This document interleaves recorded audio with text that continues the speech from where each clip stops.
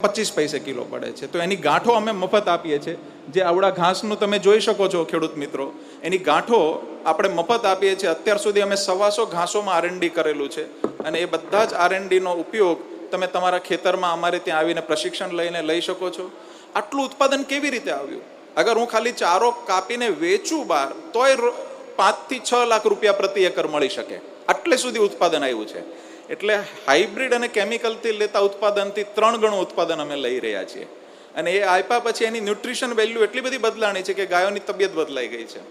કે આ ઘાસની અંદર 6 થી 9% પ્રોટીન હોય તો એ પ્રોટીન જતું રહ્યું છે સીધું 14 થી 15%.